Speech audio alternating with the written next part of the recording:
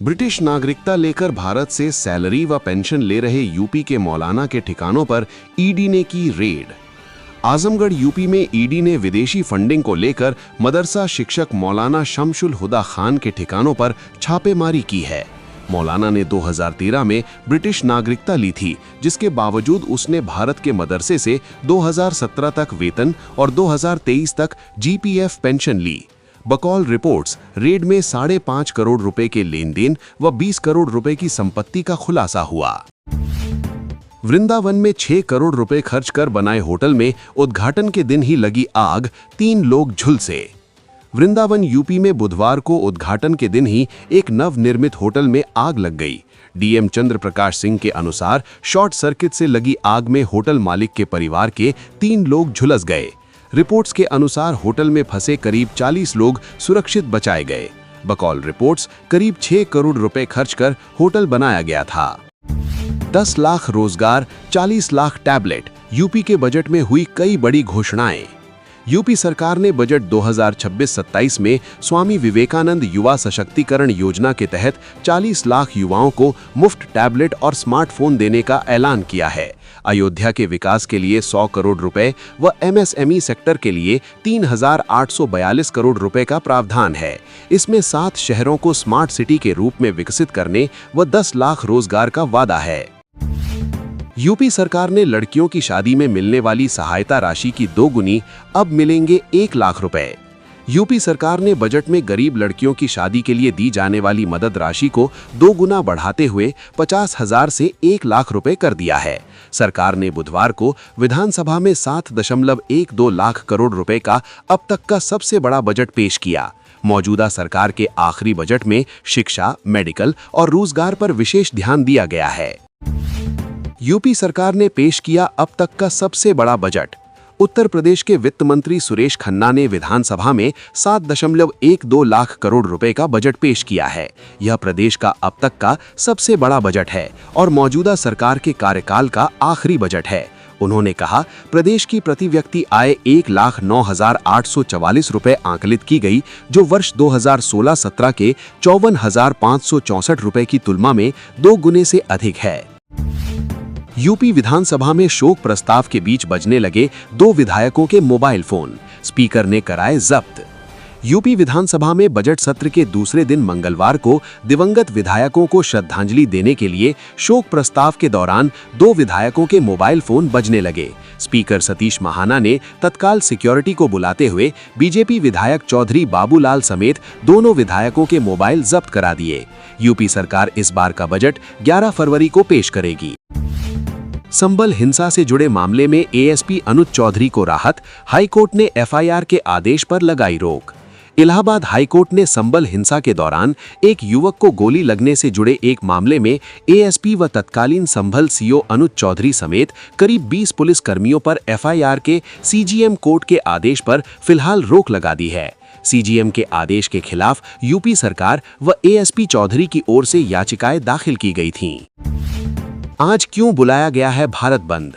किसान समेत कई संगठनों ने आज भारत बंद बुलाया है। संयुक्त किसान मोर्चा ने अमेरिका भारत व्यापार समझौते के विरोध में भारत बंद का आह्वान किया है। अन्य संगठनों की मांगों में 4 नए श्रम कानूनों का विरोध, draft seed bill, electricity amendment bill और शांति एक्ट को खत्म करने और मनरेगा और पुरानी पेंशन योजना को बहाल करना शामिल है। गाड़ी शिवम मिश्रा नहीं, ड्राइवर चला रहा था। कानपुर लैम्बोर्गिनी केस में पलटा शिकायतकर्ता। उत्तर प्रदेश के कानपुर में लैम्बोर्गिनी कार से हुए हादसे में नया मोड़ आया है। मामले में घायल शिकायतकर्ता ने कोर्ट में समझौते की अर्जी देकर कहा कि तंबाकू कारोबारी के मिश्रा के बेटे शिवम मिश्रा हादसे के समय गाड़ी नहीं चला रहे थे, बल्कि उनके ड्राइवर मोहन लाल गाड़ी चला रहे थे। व्हाट्सएप को पूरी तरह ब्लॉक करने की तैयारी में है रूस। व्हाट्सएप ने दावा किया है कि रूसी सरकार व्हाट्सएप को पूरी तरह ब्लॉक करने की कोशिश कर रही है। व्हाट्सएप ने कहा कि सरकार लोगों को अपना सरकारी सर्विलांस ऐप इस्तेमाल करने के लिए ढकेल रही है। ये 100 मिलियन व्हाट्सएप यूजर्स को प्राइवेट सुरक्षित कम्युनिकेशन से अलग करने की कोशिश है। वहीं स्टेट मीडिया ने व्हाट्सएप के दावों को खारिज किया है।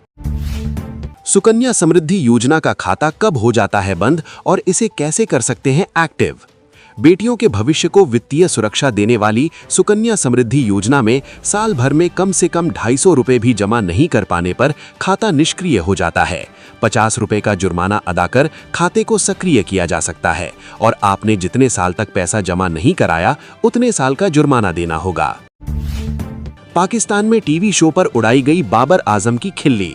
पाकिस्तान के एक टीवी शो में क्रिकेटर अहमद शहजाद ने बाबर आजम पर तंज कसते हुए कहा कि अगर बाबर भारत के खिलाफ मैच विनिंग पारी खेलते हैं तो मैं यानी स्टूडियो में मौजूद लोगों को मुफ्त खाना खिलाऊंगा।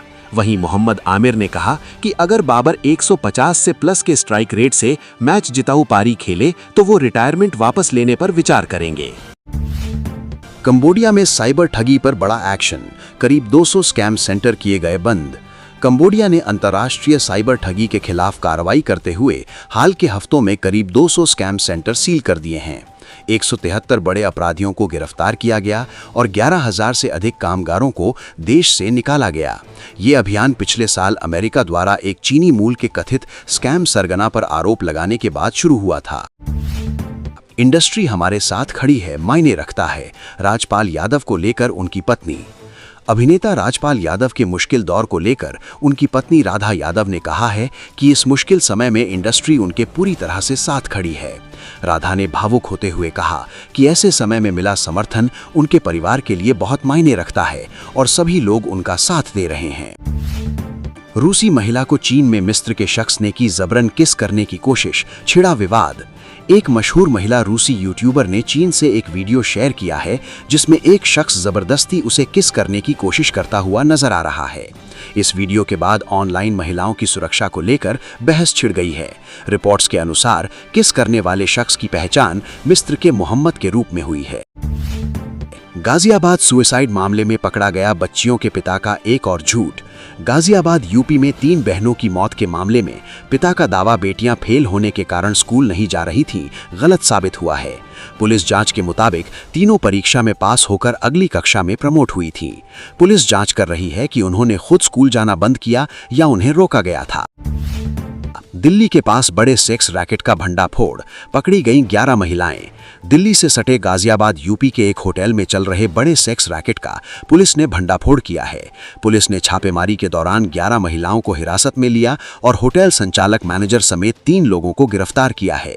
जांच में सामने आया कि बाहरी राज्यों से महिलाओं को बुलाकर देह व्यापार कराया जा रहा था। 2 करोड़ रुपए का पैकेज छोड़कर अमेरिका से भारत लौटा शख्स, गिनाए स्वदेश में रहने के फायदे।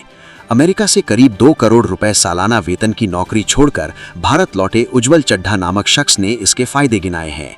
उज्जवल ने बताया, रिमोट जॉब कर रहा हूं, दिल्ली में पुश्तैनी घर है, मेरा रेंट 80% कम हो गया, सेविंग 90% बढ़ गई, अब मेन्यू में रेट नहीं देखता, रोज शाम माता पिता संग चाय पीता हूं, मेरे पास कुक ड्राइवर है, वीजा की चिंता नहीं। राजपाल यादव की कितनी है नेटवर्थ?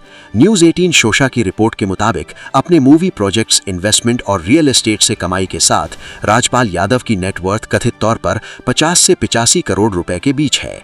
बकौल रिपोर्ट, राजपाल यादव अपने ब्रांड एंडोर्समेंट से हर साल 30 से 35 लाख रुपए कमाते हैं और उनके पास ऑडी और BMW जैसी लग्जरी गाड़ियां हैं। मॉडलिंग के लिए भारतीय इंजीनियर ने छोड़ी थी 30,000 रुपए माह की नौकरी, अब दिन में 5 लाख रुपए भी कमा रहा है। जॉर्जियो अरमानी के लिए मिलान फैशन वीक में रैंप वॉक कर चुके मुंबई के 24 वर्षीय शुभम वैगकर ने बताया है कि उन्होंने इंटरनेशनल मॉडल बनने के लिए 30,000 रुपए महीना वेतन वाली सिविल इंजीनियर की नौकरी छोड़ दी थी। बकौल शुभम, अब वो एक कैंपेन शूट से दिन में 5 लाख प्लस भी कमा लेते हैं, लेकिन ग्लैमरस दिखने वाली मॉडलिंग में अनिश्चितता, कड़ी मेहनत और मानसिक दबाव है। लद्दाख में लगने वाले हैं भारत के 2 बड़े टेलीस्कोप, जाने क्या होगी इनकी खासियत। केंद्र सरकार ने लद्दाख में 2 बड़े टेलीस्कोप लगाने और एक पुराने टेलीस्कोप को अपग्रेड करने की मंजूरी दे दी है, जिसमें करोड़ों रुपए खर्च होने का अनुमान है। ये दोनों नए टेलीस्कोप लद्दाख के हानले और पेंगोंग तसो झील के पास मैराक क्षेत्र में लगाए जाएंगे। हानले समुद्र तल से करीब 4,500 मीटर की ऊंचाई पर स्थित है। यूपी में एक तरफा प्यार में पागल युवक ने 120 फीट ऊंचे मोबाइल टावर से कूदकर आत्महत्या। कन्नौज यूपी में 24 वर्षीय युवक ने गांव के बाहर लगे 120 फीट ऊंचे मोबाइल टावर से कूदकर आत्महत्या कर ली। रिपोर्ट्स के मुताबिक वो एक युवती से एक तरफा प्यार करता था और उसी से शादी की जिद पर अड़ा था। परिजन व ग्रामीणों ने करीब 2 घंटे तक उसे समझाने की कोशिश की, लेकिन वो नीचे नहीं उतरा। सीतारमन ने राहुल गांधी के इंडिया को बेच रही है सरकार आरोप पर दिया जवाब। वित्त मंत्री निर्मला सीतारमन ने सरकार पर नेता प्रतिपक्ष राहुल गांधी के इंडिया को बेच रहे हैं आरोप का लोकसभा में जवाब दिया है। उन्होंने कहा, मैं बताती हूं कि देश किसने बेचा। 2013 में WTO में कांग्रेस सरकार ने समझौता किया था, जिसके तहत 2017 से किसानों से MSP पर खरीद नहीं होती और राशन वितरण बंद हो जाता है। महाराष्ट्र में पुलिस भर्ती में 1600 मीटर दौड़ के दौरान युवक की तबीयत बिगड़ी, हुई मौत। बीड़, महाराष्ट्र में पुलिस भर्ती प्रक्रिया के दौरान 1600 मीटर दौड़ में हिस्सा ले रहे युवक की अचानक मौत हो गई। युवक की पहचान दीपक भास्कर वावड़ के रूप में हुई है। बताया जा रहा है कि दौड़ के दौरान युवक चक्कर खाकर मैदान पर गिर गया था, जिसके बाद अस्पताल ले जाने पर डॉक्टर्स ने उसे मृत घोषित कर दिया। मियामी के बिलियनियर्स बंकर में 1800 करोड़ में घर खरीदेंगे मार्क जकरबर्ग। रिपोर्ट्स के मुताबिक मियामी, अमेरिका के बिलियनियर्स बंकर इलाके में मेटा के CEO मार्क जकरबर्ग एक हवेली खरीदने की प्लानिंग कर रहे हैं। इसकी कीमत 150 से 200 मिलियन यानी करीब 1360 से 1814 करोड़ रुपए होगी। इस इलाके में जेफ बेजोस समेत कई इंडस्ट्री लीडर्स की प्रॉपर्टी है। हवेली में बड़े टेरेस हैं जो बिल्डिंग के कोनों के चारों ओर फैले हुए हैं।